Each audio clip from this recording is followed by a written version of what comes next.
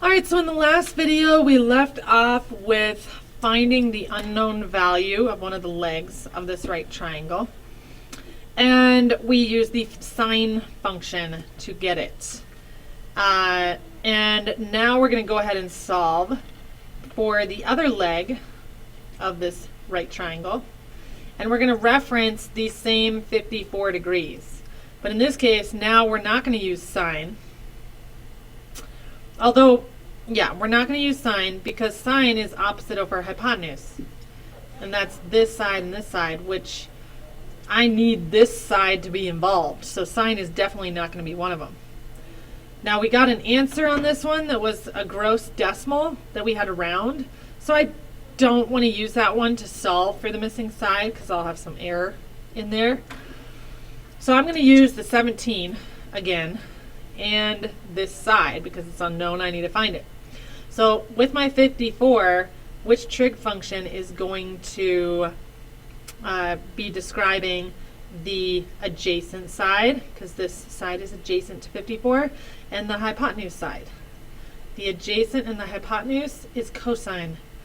So I'm going to go ahead and set up the cosine equation, and I'm going to have this time cosine of 54 degrees, because that's the angle I'm referencing, equals something, my unknown leg, over 17.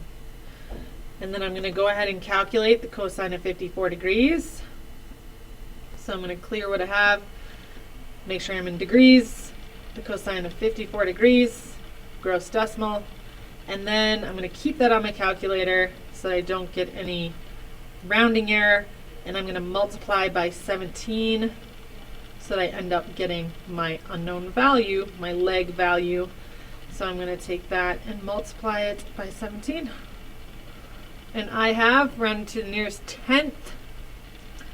Well, that 9 is going to round it up. So meaning it's going to round up to 10. So I'm going to say this is approximately 10 units.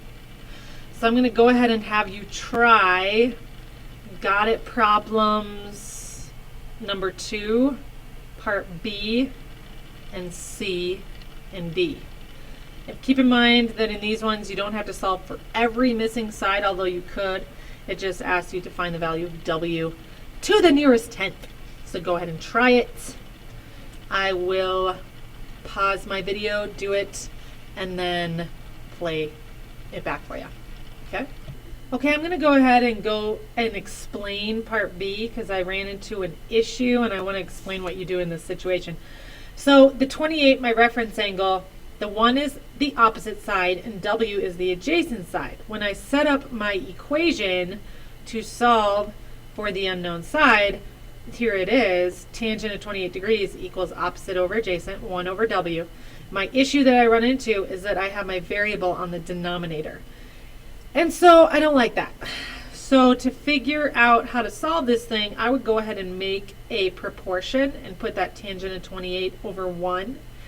And I would use the cross products. So here I would rewrite my equation as W times the tangent of 28 equals, and then my other cross product is going to be 1 times 1, which is 1.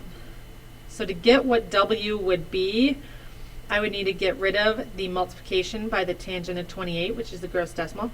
So to get rid of the multiplication by the tangent of 28, I would divide by tangent of 28 on both sides. So my W would end up being 1 divided by the tangent of 28. So I would take 1 divided by the tangent of 28. And I don't like what I did there. Let's see, 28 tangent is that. So I need to take 1 divided by that. You know what? I'm going to use parentheses. So I'm going to do 1 divided by parentheses 28 tangent. There we go. And my unknown side length for number 2, part B, is to the nearest tenth, 1.9. Okay, so I wanted to explain that, so I won't explain the others unless you need it You can tell me in class, okay? Okay, so in part C, we have our reference angle of 33. W is adjacent to that, and 4.5 is the hypotenuse. So out of SOHCAHTOA, I'm going to use the cosine. And when I solve for W, the unknown, I end up getting, rounded to the nearest tenth, 3.8. In part D, this one was tougher because you had to be able to come up with the picture. And then based on this picture, knowing that you're going to use the sine function. And then when you solve for your unknown, you end up with 43.9 feet, but that's to the nearest tenth. If you actually read the directions, it says to round to the nearest foot. So x in this case, the nearest foot would be 44 feet. Okay? All right, there's one other thing I need to cover in this section, and that is, what if we're not solving for a side length? What if we're solving for an angle measure? So let's say we're looking at a 90-degree right triangle with side lengths of 6 and 10. And I have B, H, and X as my vertices. And I am asked not to find the length of BX, but to actually find the angle measure of X. What is that degree? Well, I can work backwards, and it's called using the inverse of these functions. So I would look and say, okay, this is the angle that I'm referencing. This is what I want. That's what I want. That's what I was asked to find. And what am I given based on that? Well, if I look across, I'm given the opposite side, and I'm given the hypotenuse. So out of SOHCAHTOA, which one am I going to make use of here to help me figure out the angle of X? Sine. So I'm going to do the sine of the angle that I want, which is angle X, equals a certain ratio. And that ratio is opposite 6 over 10, the hypotenuse. And now, how do I get what X is? Well, 6 out of 10, that's a nice terminating decimal, so I could write it as a decimal, or I could just plug it in as a fraction in my calculator, so let's go ahead and do that. Now to get X alone here, I'm going to have to do the inverse of the sine. And there is a button on your calculator for that, and it looks like this, sine to the -1, and we call that the inverse sine function. So we do the inverse sine of both sides. So the inverse sine of a sine cancels each other out, and then the inverse sine of 6/10. So let's see if I can figure this out on this calculator. I don't think I will, because I don't see an inverse sine function on here unless sine of h means that. So I guess I could try it and see if it works. Inverse sine of 6/10. You guys probably have a better calculator than this. I'm going to start over. 6 divided by 10, parentheses, inverse sine. And that is not right. So that's not my inverse sine function. So I don't know what, second, there it is. I had to press second on my calculator, and now I see it. Sine to the -1, which is inverse sine. So I'm going to do parentheses, 6 divided by 10, parentheses, and I want the inverse sine of that. And there is my number, 36.9 degrees. And if I round to the nearest degree, which is typically what you'll be asked to do, this is going to be 37 degrees. So I'm going to have inverse sine of parentheses 6/10 equals approximately 37 degrees. And what's cool, if I take the sine of 37 degrees, I should get about 6/10. So if I actually try it, take away my second, and I do sine of, what was it now? 37 degrees? 37 degrees. There it is, 6/10. Okay? Whoa! That's awesome.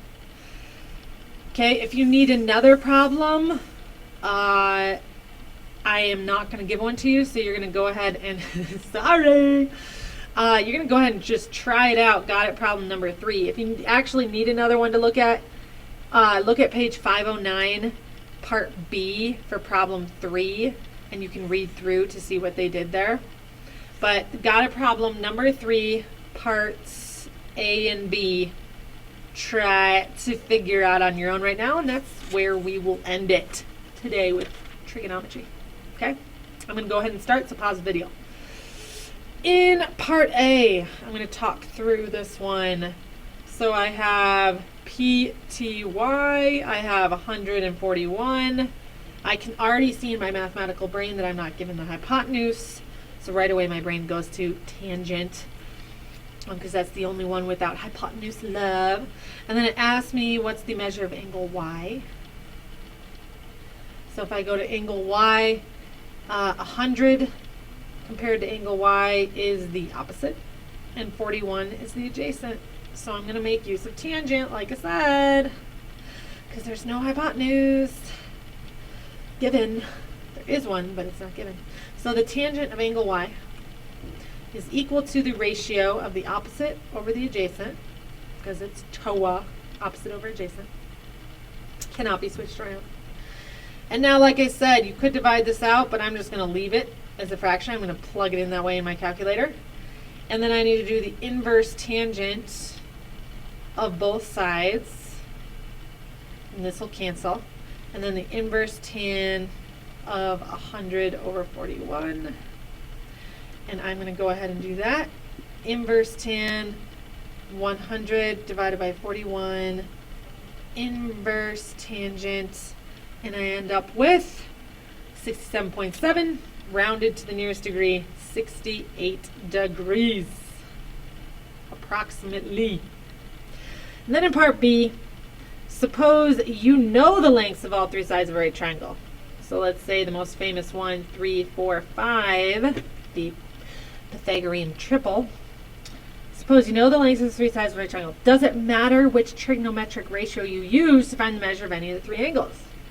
So, good question. If I go here and I know all three sides, could I use the, let's try sine first. Could I use the sine function of that angle? If we don't know what angle we're talking about, I could just use this. This is the variable for angle, theta. Equals opposite over hypotenuse, 4 over 5. I could use the sine to get it. Could I use the cosine? Well, am I given adjacent and hypotenuse? Yes, I could use cosine. Could I use tangent? Do I have the adjacent and the opposite side?